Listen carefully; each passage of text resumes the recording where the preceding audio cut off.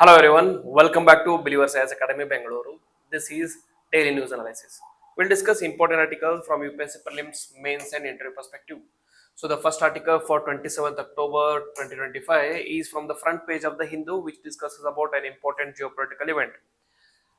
India-ASEAN ties making steady progress. Prime Minister Modi. Recently in a speech, Prime Minister Modi said India and ASEAN are very important for each other. We will discuss what is the significance of the speech and also the significance of ASEAN for India.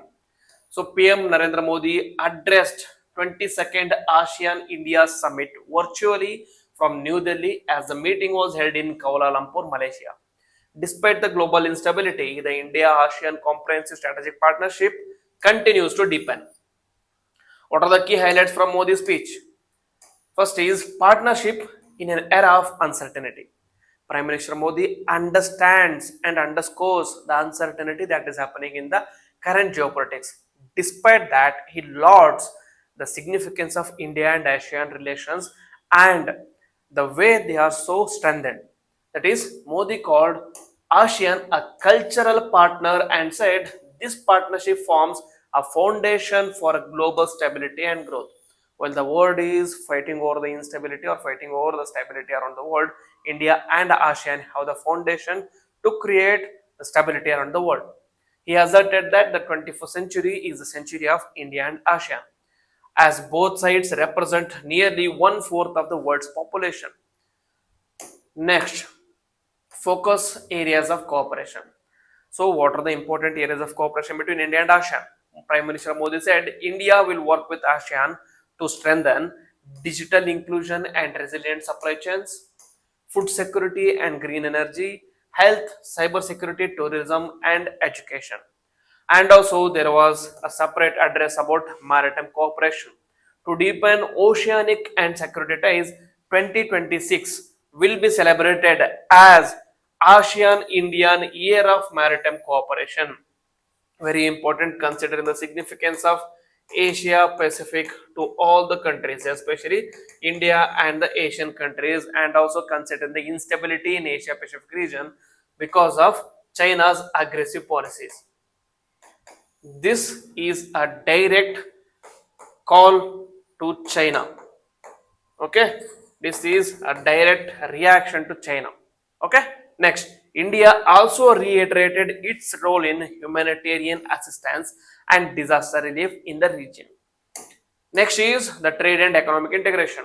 This has been the part of or one of the point of contention between both the parties. Modi said that reforming the ASEAN India Trade in Goods and Agreement, that is ITGA, could unlock full economic potential of the partnership. The ASEAN India Plan of Action 2026-2030 will guide collaboration in trade, technology, investment, and food security. So, one of the areas where India and ASEAN have some sort of contravention between each other is trade and relations. Okay, because ASEAN countries wants more economic opportunities in India. They want market to be more free. They want market to be more liberalized, whereas India wants some sort of protection for their farmers. That is where the point of contention is.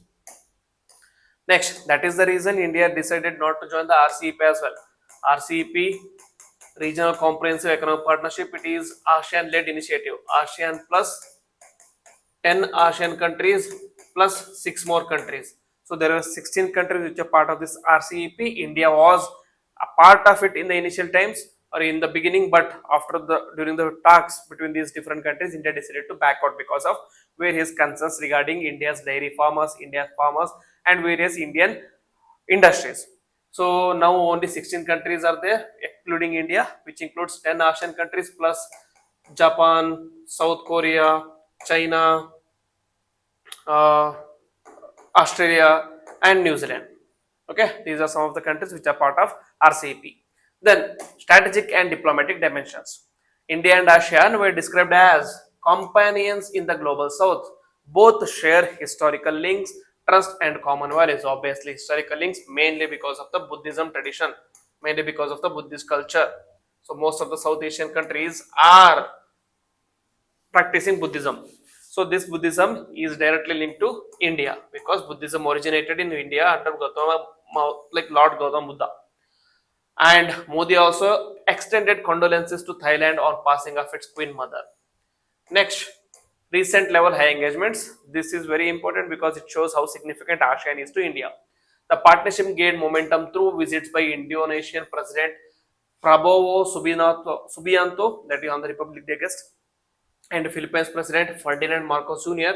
in August, and Singapore PM Lawrence Wong in September, and External Affairs Minister Jaishankar led a delegation to Kuala Lumpur and will be attending the East Asia Summit. So this shows the significance of ASEAN countries to India.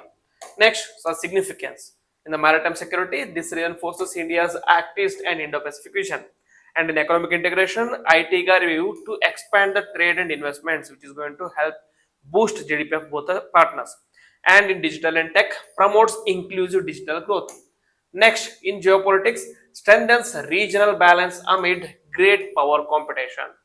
So, this is the significance of India and ASEAN. Next, moving on to the second article. The second article talks about front page of the Hindu itself. Again, this talks about Andhra Pradesh braces for cyclone Montha. Cyclone Montha as IMDb issues high alert. We'll discuss what is this. That is, Indian Meteorological Department has issued red and orange alerts for 23 out of 26 in Andhra Pradesh, 26 districts in Andhra Pradesh, as cyclone Montha intensifies over the southeast Bay of Bengal. Chief Minister Chandrababu Naidu has placed entire entire state administration on high alert. What is the cyclone path and forecast? According to the forecast, the deep depression over the southeast Bay of Bengal is expected to turn into cyclonic storm by Monday morning, intensify into severe cyclonic storm by the Tuesday, and cross Andhra Pradesh coast between Machilipatnam and Kalingapatnam around Kakinada by Tuesday evening or night. So wind speed will be around 90 to 100 km per hour, gusting up to 110 km per hour. Very fast and high velocity winds. And the sea condition is expected to be very rough to high along the Andhra Pradesh and Annam coast. So first we have to understand this. This particular deep depression, etc. What is cyclonic path? So in cyclonic path, there are different types of paths. There are different types of stages. First is the birth stage, and then there is adult, and then growth, and finally the dissipation. In adult or mature stage, okay. Dissipation. In cyclones, in the birth stage, initially there will be low pressure created. Under the low pressure, winds start coming together, condensing towards the low pressure, and this low pressure converts into depression in the stage of birth, and this depression converts into deep depression in the stages of adult or mature, and then this converts into deep depression, and then it's converted into cyclonic storm, where you will be able to clearly see this round revolving structure which we often see in the news or often see in the pictures, where the air will be rising up and then again it will be coming down, and which forms a closed cycle. Okay, this will be in the cyclonic storm, and even the worst stage of cyclonic storm is the severe cyclonic storm, where the wind will be at very high stages, and finally when this tropical cyclone hits the coast, for example Indian coast, then it is called as landfall, it is called as dissipation. The stage at which it makes landfall decides or dictates how much of land is going to be affected, what will be the intensity, and what will be the uh, loss will be decided based on at what stage it is going to hit the land, whether it is to be in the birth stage or whether it is in the adult or mature stage or whether it is in the old stage. Okay, so most of the times when the cyclone hits in its mature stage or growth stage, it will cause huge death and destructions. Okay, next.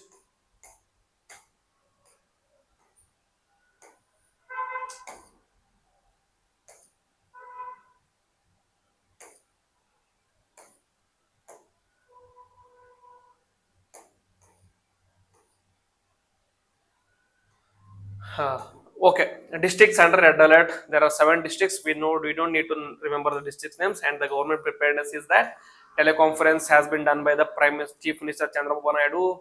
Uninterrupted power, telecom, drinking water services will be provided, not necessary to remember. And then disaster response teams have been deployed. That is 9 state disaster response forces teams and 7 national disaster response forces. These disaster response forces or NDRF are part of are constructed or constituted under NDM Act. What is this NDMA? It is a Central National Disaster Management Act. Under this, it results in a three-tier structure. One is National Disaster Management Authority, and then State Disaster Management Authority, and then District Disaster Management Committees. Okay, so under this there will be NDRF at the central level, National Disaster Response Force, and then SDRF. These together will coordinate whenever there is a disaster in the India. Next, irrigation projects and reservoirs are being closely monitored for the rising water levels as well. Next, what will be the regional impact beyond Andhra? So this is not going to impact only Andhra Pradesh. The Regional Meteorological Center Chennai has forecasted that there will be light to moderate rain in the parts of Tamil Nadu, Puducherry and Karaikal as well. Next, heavy rainfall in Chennai, Kadalur and Villupuram and nearby districts will also be experienced. And then cyclone Monta in context. Monta is the third severe cyclone storm to cross the Andhra coast in recent years after cyclone Asani in 2022 and cyclone Mechung in 2023. So authorities aim to ensure zero casualties and minimal property loss through early warnings and real-time tracking. We'll discuss about the cyclone again together, like in the coming videos. Okay, in the coming news analysis, where we'll discuss about how cyclones are formed. We already discussed about this in many news analysis videos, and also made a separate video on the cyclones as well. You can search it up in the channel if you want to learn more about cyclones. Next, moving on to third article, another from the news section from the Hindu, which discusses about 8,000 schools in India have zero enrollment but employ 20,000 teachers. What is this? We'll discuss. According to the official data of Ministry of Education 24-25, nearly 7,993 schools across India reported zero student enrollment, meaning there are no students in these schools, but continue to employ overall 20,800 teachers. See, there are no students, but the teachers are more. 20,800 teachers are there. This issue highlights inefficiencies in school infrastructure and staff deployment across states. What are the key findings of this? Total zero enrollments in 793 schools, and the teachers employed in these schools is around 20,817. States with zero enrollment schools, there are 17 states in India where there are zero enrollment schools are present, and states or union territories with none, that is Haryana, Maharashtra, Goa, Assam, Himachal Pradesh, Nagaland, Sikkim, Tripura and all union territories including Delhi do not have a single school without zero enrollment. So the state-wise highlights, the schools with zero enrollment is highest in West Bengal with 3,812 students, 12 schools without students, which employ 17,965 teachers. And Telangana 2,245 schools, which employs 1,016 teachers, and Madhya Pradesh 463 schools without zero students but employs 223 teachers. In Uttar Pradesh, there are 81 schools with zero student enrollment, and the data about teacher employed is not available. Next, so West Bengal accounts for nearly half of the such schools, where 86% of the teachers are employed in West Bengal only, which shows the sorry state of West Bengal that is ruled by Mamata Banerjee. Then what is the government response? So the Education Ministry has advised the states to address zero enrollment through school mergers for better use of infrastructure and manpower. See, you already have manpower, you already have infrastructure. Why are you wasting this infrastructure and manpower with zero students? So instead of that, merge two or three schools and merge the manpower as well. Then resource optimization measures to prevent wastage. Since education is a state subject, corrective steps are to be initiated and taken by the state governments only. The central government can only provide instructions. Then single teacher schools, which is a parallel concern as well. See, there is a paradigm. On one side, there is no students, but so many teachers are there.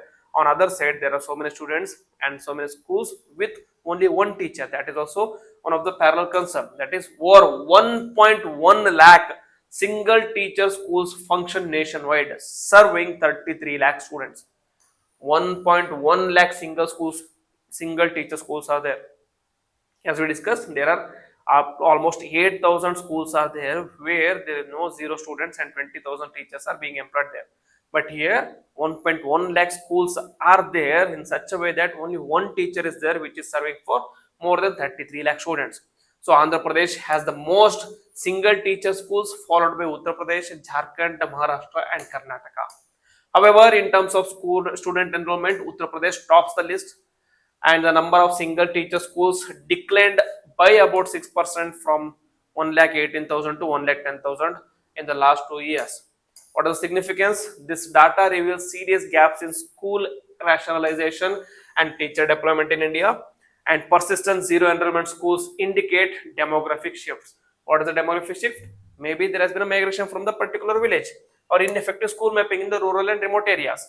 Next, addressing this mismatch is very vital for efficient use of public funds and equitable access to education. Okay, a very important data based article. You can note down this data and use in your essay or ethics answer or even GS3 and GS2 social issues answers. Next, third article is an editorial from the Hindu which discusses about winding up the clock of India-Nepal economic ties. A very important editorial. This is written by Manjeev Singh Puri, who is a former Indian ambassador to Nepal. So what is the context? On October 1, 2025, the Reserve Bank of India announced a set of measures aimed at internationalizing the Indian rupee. These moves have major implications for India-Nepal economic relations, potentially deepening the financial and trade relations or integration between the two economies. What is this? First, we'll discuss the key RBI announcement. First is lending in INR to non-residents. That is, authorized dealer banks in India can now lend Indian national rupees loans to non-residents from Nepal, Bhutan, Sri Lanka for cross-border transactions. Okay, previously these authorized dealers were not allowed to lend in INR loans to non-residents in Nepal, Bhutan, and Sri Lanka, but now they are allowed. What is this implication? Second is special rupee Vostro accounts. That is, foreign banks SRVs, that is special rupee Vostro accounts in India, can now invest in corporate bonds and commercial papers as well, expanding beyond earlier limits to government securities. Next is transparent reference rate mechanism. A transparent INR reference rate for India's major trading partners will facilitate INR based settlements and reduce currency risk as well. So, what is the significance of these three moves? The significance for Nepal, the INR NPR, that is Indian rupee and Nepal rupee peg at 1 Indian rupee is equal to 1.6 Nepal rupee, has historically stabilized Nepal currency, insulating it from sharp depreciation because it is pegged to Indian rupees.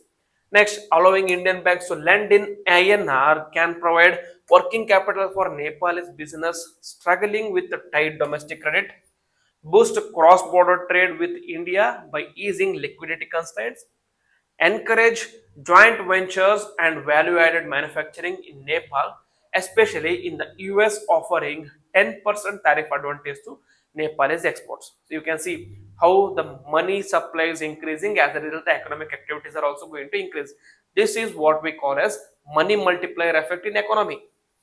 That is what is going to be seen in Nepal. What are the challenges in Nepal's economy then?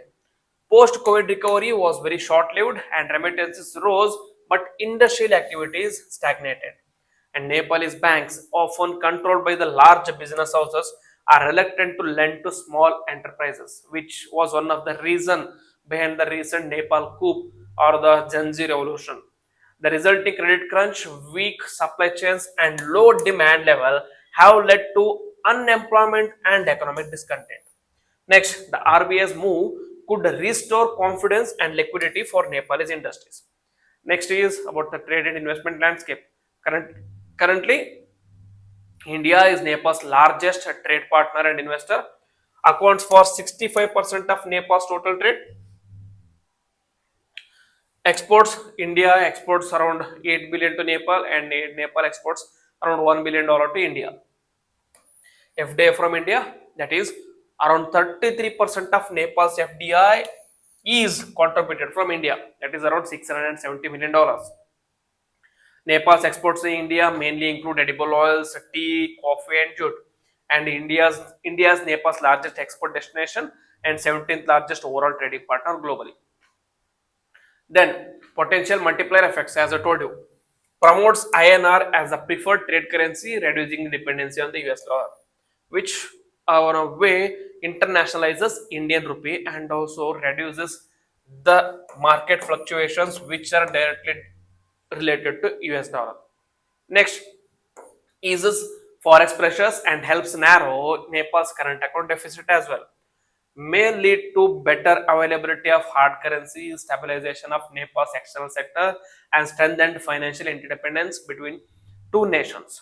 So, way forward is Nepal's Rashtra Bank, which is the Reserve Bank of Nepal, must interpret and operationalize these RBI measures prudently. Implementation will require alignment with RBI's compliance framework, strong sovereign guarantees, letters of credit, and country risk assessment. A well coordinated response could reboot India and Nepal economic ties, bringing both economies to more level playing field. So both countries are in need of the relations at the moment. So this move comes as a relief for both the countries, especially for Nepal. Next, moving to the prelims pointer, the first point is from the Hindu again in the front page, which was talking about Chhat Puja. What is this Chhat Puja? It is a festival of sun god. Chhat Puja is an ancient Hindu Vedic festival dedicated to Lord Surya, the sun god, and the Chhati Maya, that is goddess Usha, that is a consort of sun god. It is one of the most significant festivals in the northern belt of India, Bihar, Jharkhand, eastern Uttar Pradesh, and Nepal's Tarai region, which symbolizes gratitude, purity, and ecological harmony. This was a mural which was painted in Patna. That is why I decided to discuss this topic. So, when is it celebrated? It is celebrated 6 days after the celebration of Deepavali or Diwali during the month of Kartika, Hindu calendar of Kartika, which is October and November of Gregorian calendar. Observed over 4 days following the strict ritual and fasting. Also celebrated in April, May as Chhati Chat or Chaiti Chat, which is a smaller version of the festival as well. Next, spiritual significance. Devotees thank Lord Surya for sustaining life and earth and seeks blessing for prosperity, health, and longevity. The rituals express harmony between humans and nature, emphasizing purity, self discipline, and environmental awareness. Next, mythological links. Mentioned in ancient texts like Rig Veda, and it is linked to Karna, who is a warrior in Mahabharata, who is the son of Surya from Mahabharata, who is believed to have performed Chat rituals. Next, it is also associated with Lord Rama and Sita, who are said to have observed it after returning to Ayodhya from exile. So there are 4 days of rituals. On the first day is called as Nahaikai, where the devotees bathe in holy waters or rivers, clean homes, and prepare a satvik, which is a poor meal. Sorry, pure meal, not poor. It is a pure meal. And then day two is Karna, a long day of fast, and to the sunset with prasad. And then Sandhya Argya. Devotees offer the first Argya or offer it to the setting sun at the river banks. And then Usha Argya, that is final offering, is made to the rising sun, symbolizing the new beginnings and divine blessings. A very important festival from the India. What is the cultural and ecological importance? It promotes eco-friendly practices like offerings are made using natural materials like bamboo baskets, earthen lamps, fruits, and sugarcane. It encourages clean rivers and community participation, serves as unifying festival for all the sections of society as well. So this is Chhath Second prelims pointer is about Himalaya Chandra Telescope Hanle. That is recently there is an editorial which was covering about Hanle telescope in the Hindu. That is why the location of this telescope is, it is present in Indian Astronomical Observatory in Hanle, which is present in Ladakh, which is one of the world's highest observatories at 4,500 meters above the sea level. Managed by Indian Institute of Astrophysics, Bangalore. And about the telescope, a 2-meter optical infrared telescope operational since 2000. This is the Hanle Chandra telescope, named after Indian astrophysicist Professor M.K. Vainu Bappu's mentor, Himalaya Chandra. Used for high altitude optical and infrared observations of celestial bodies like stars, galaxies, supernova, and quasars. Why Hanle? Why this Hanle was used as a location for this was because of clear skies, low humidity, and minimal light pollution. Makes it ideal for astronomy, because when you want to observe astronomical celestial bodies, you need clear sky, you need less or minimal light pollution. So which makes this Hanle a suitable place for observatories. It enables remote operations from Bangalore via satellite link, and the significance is it is key for India's space and astrophysics research, contributes to global studies on exoplanets, star formation, and cosmic evolution. Part of efforts to develop Hanle as the world-class astrotourism and science hub. So this is about Hanle Chandra telescope.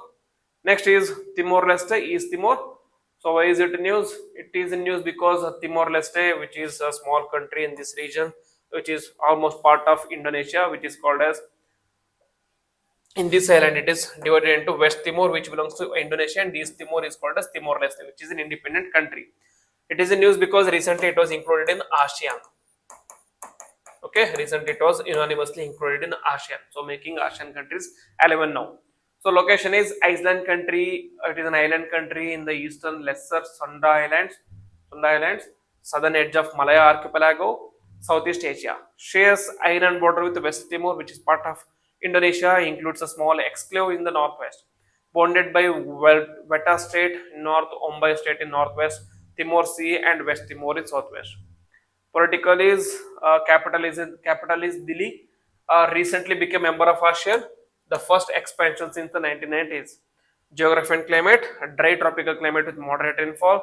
Hilly areas are called as sandalwood, mainly cultivate sandalwood forest. In the lowlands, scrub, grass, coconut palms, eucalyptus. Next, topography. Highest point is in Mount Tatamailu, and the major rivers are Lakla, Les, and Saikal. And the population is the ethnic mix Papuan, Malayan, Polynesian origins. And the natural resources are gold, petroleum, natural gas, manganese, marble. The significance is strategic location in the Southeast Asia, bridging ASEAN and the Timor Sea resources, and rich in biodiversity and cultural heritage. Remember the name Timor-Leste, there can easily be a question in the UPSC prelims. So remember this, the location. The location is in this particular area. Okay, next to Indonesia, next to Malaysia, it's part of Sunda Islands. It shares its border with West Timor, which is part of Indonesia, and East Timor is an independent country. It is also similar to this particular area. Half of this belongs to Indonesia, and this is Papua New Guinea. Papua New Guinea, which is an independent country. Okay, so very important articles. So I think I've covered all the articles holistically, and I've explained you in detail as well. If you like the video, then please hit the like button, comment on it, and also share with your friends. And if you're new to the channel, please subscribe to the channel and click on the bell icon so that you don't miss any notification. With this, I will end the video. Jai Hind.